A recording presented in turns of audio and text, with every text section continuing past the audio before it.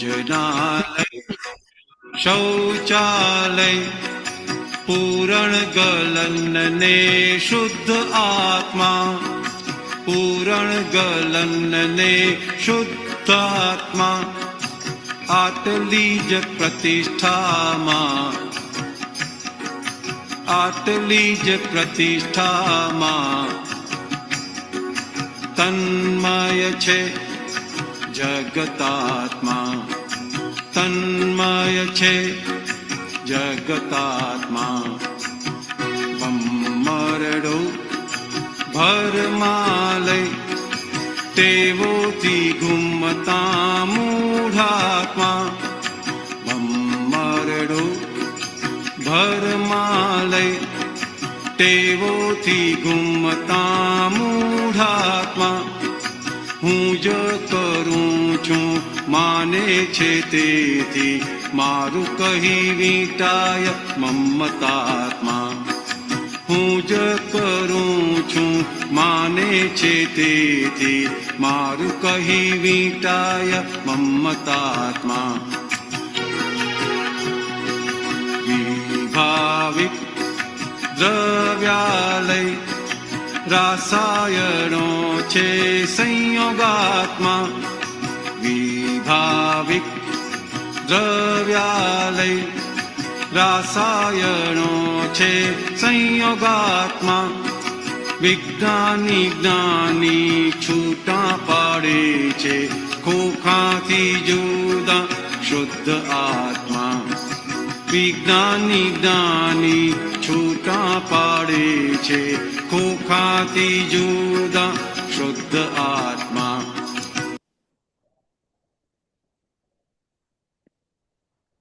જય સચ્ચિદાનંદ. બધી સમસ્યા હું અને હુંની છે. સંભળાય છે? હેલો, સંભળાય છે? હા, સંભળાય છે. હા, બધી સમસ્યા હુંની છે. હવે હું જો એની રાઈટ જગ્યા પર બેસી ગયો તો બીજા બધા જે હું કરીને જે વિકલ્પથી મનાયેલું છે, જીવાયેલું છે, એનો અંત આવી જાય અને પછી એ જ હું રાઈટ દર્શનથી, સમજણથી ઓળખી લીધું ત્યારે ખબર પડે છે કે બધામાં એ જ હું છું.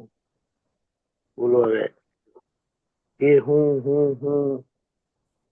એટલી માથાકૂટ છે અને હુંની સાથે મને મને મને મને કરીને થયા જ કરે છે. અહીંયા આ પદ આપણને હુંની ઓળખાણ આપે છે કે હું કઈ કઈ રીતે વ્યક્ત થાય છે અને કઈ રીતે દાદાના વિજ્ઞાનથી હું છું, જે વિજ્ઞાનની સમજણથી જ્યારે મને હું એ સિદ્ધાંતમાં છું ખબર પડે છે ત્યારે હું બધા જોડે અભેદ થઈ જાઉં છું અને આજ્ઞા થકી લઘુ થતા લઘુત્તમ થતા એટલે લઘુત્તમ થઈ જેમ જેમ હું લઘુ થતો જાઉં તેમ તેમ બધાની જોડેનો મારો હું ત્યાગ થતો જાય એટલે બધા જોડે હું અભેદ થતો જાઉં. સિદ્ધાંતે કરીને શુદ્ધાત્માથી અભેદ થયા પણ વ્યવહારથી પણ પછી અભેદ થાય એ આખી લઘુત્તમ થવાની યાત્રાનો પુરુષાર્થ છે. મોટા થવાનો પુરુષાર્થ નથી.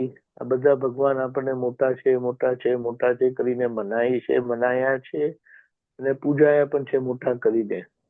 પણ ખરેખર આખી પૂજા એ લઘુત્તમપણાની આરાધનામાં છે અને એ જ આપણે શીખવાનું છે.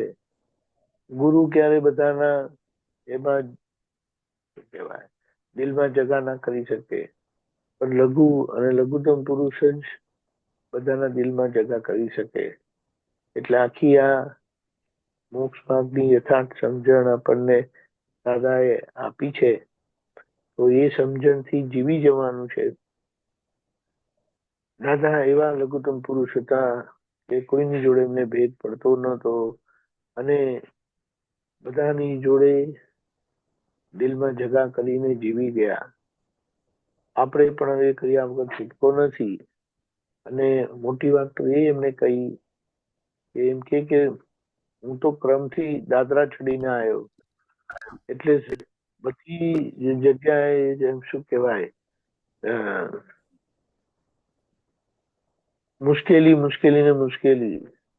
તમને તો અક્રમ મળ્યું છે, સીધે સીધું મળ્યું છે. તમારા માટે તો આ કાંઈ જ નથી.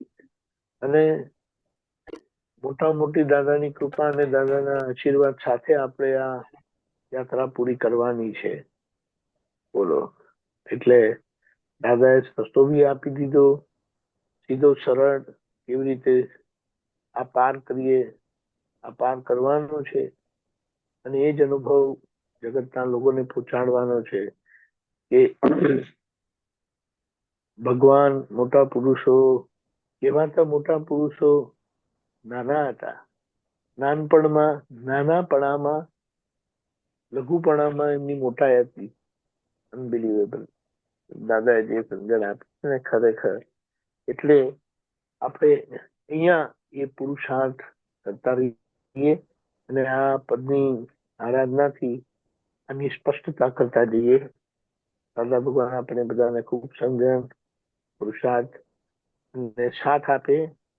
સાથ તો દાદાએ આપેલો છે, મહાત્માએ પણ આપેલો છે. આપણે આપણો સાથ કરી લેવાનો છે. તો એ જ દાદા આપણે જીવીશું. બોલવા કરતા જીવેલા દાદા પહોંચે.